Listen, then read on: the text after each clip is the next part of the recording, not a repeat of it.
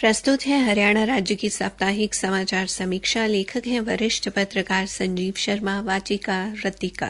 केंद्र सरकार द्वारा प्रदेश के जिलों में समावेशी और सर्वांगीण विकास सुनिश्चित करने के लिए शुरू की गई आकांक्षी जिलों के परिवर्तन की पहल के अब सकारात्मक परिणाम सामने आने लगे हैं।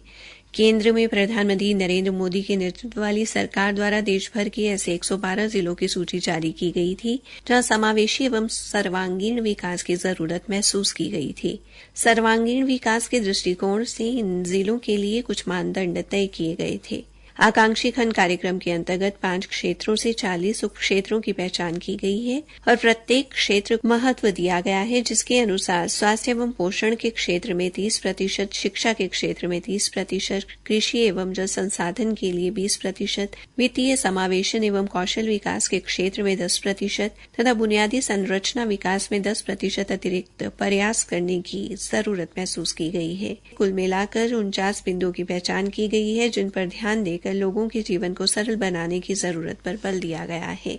स्वास्थ्य एवं पोषण क्षेत्र के लिए 13 मुख्य संकेतकों के साथ साथ 31 उप संकेतकों की पहचान की गई है, जिसमें मातृ एवं शिशु स्वास्थ्य, टीकाकरण, पूरक पोषण, अनीमिया में कमी, पर्याप्त बुनियादी ढांचा और मानव संसाधन स्वास्थ्य एवं पोषण क्षेत्र के अंतर्गत शामिल मुख्य विषय है। आकांक्षी जिलों के लिए एक नैदानिक उपकरण के रूप में स्वास्थ्य एवं परिवार कल्याण मंत्रालय द्वारा विकसित योजना की प्रधानमंत्री द्वारा छत्तीसगढ़ के बीजापुर से शुरुआत की गई। हरियाणा के संबंध में अगर आकांक्षी जिलों को लेकर बात की जाए तो यहाँ के 5 जिले इस सूची में शामिल हैं, जिसके तहत भिवानी जिले के अंतर्गत आते बहल व लोहारू, चरखी दादरी जिले के अंतर्गत आते बाढ़ा, पलवल जिले के अंतर्गत आते हथीन, रेवाड़ी जिले के अंतर्गत नाहड़खंड, नूह जिले के अंतर्गत आते नूह व पुन्हाना खंड को आकांक्षी खंड के रूप में चिन्हित किया गया है। इन जिलों में आकांक्षी जिला योजना लागू करने के बाद आशातीत परिणाम आने शुरू हो गए हैं और धीरे धीरे लोगों के जीवन स्तर में सुधार भी सामने आ रहा है। इन जिलों में केंद्र सरकार द्वारा गठित नीति आयोग के प्रतिनिधियों की मौजूदगी में विभागीय अधिकारी शिविर लगाकर लोगों की समस्याओं का समाधान कर रहे हैं। आकांक्षी जिलों में स्वास्थ्य एवं पोषण की स्थिति में सुधार के लिए परिचालन दिशा निर्देश, राज्य और जिला कार्यक्रम अधिकारियों के मार्गदर्शन के लिए कार्रवाई और विभिन्न स्वास्थ्य पहलों को लागू करने के लिए एक रूपरेखा प्रदान करते हैं। आकांक्षी जिला योजना के अंतर्गत हरियाणा सरकार ने केंद्र की इस योजना को लागू करने में गहन दिलचस्पी दिखाई है। हरियाणा के नूह जिले में आकांक्षी जिला कार्यक्रम के सकारात्मक परिणाम सामने आए हैं और नीति आयोग की डेल्टा रैंकिंग में ये जिला 30वें स्थान से दूसरे स्थान पर आ गया है।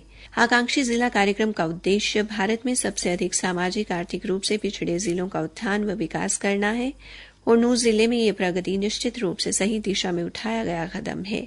नीति आयोग की रिपोर्ट में नूह जिले को हरियाणा का सबसे पिछड़ा हुआ जिला माना गया था। वहीं अब कृषि एवं जल संसाधन के मापदंडों में जिला प्रथम स्थान पर है।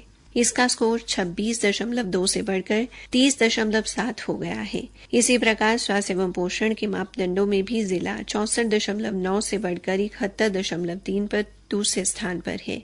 अन्य विभागों की रैंकिंग में निरंतर सुधार के कारण जिले को ओवरऑल दूसरा स्थान प्राप्त हुआ है। इसी प्रकार हरियाणा के पलवल तथा भिवानी जिलों में भी कई क्षेत्रों में सुधार दर्ज किया गया है।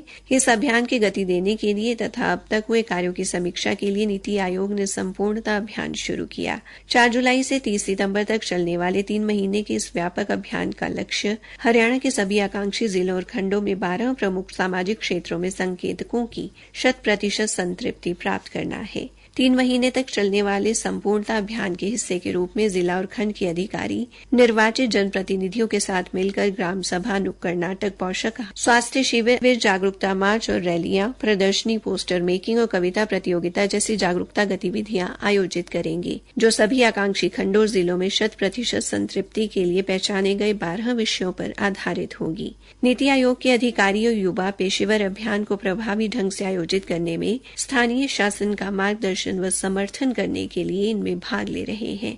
संबंधित केंद्रीय मंत्रालय और विभाग तथा राज्य की सरकारों के सहयोग से न केवल अभियान के उद्देश्य को प्राप्त करने के प्रयासों को बल मिलेगा, बल्कि दूर दराज के इलाकों में सामाजिक आर्थिक विकास सुनिश्चित करने में प्रतिस्पर्धात्मक और सहकारी संघवाद की भावना भी मजबूत होगी।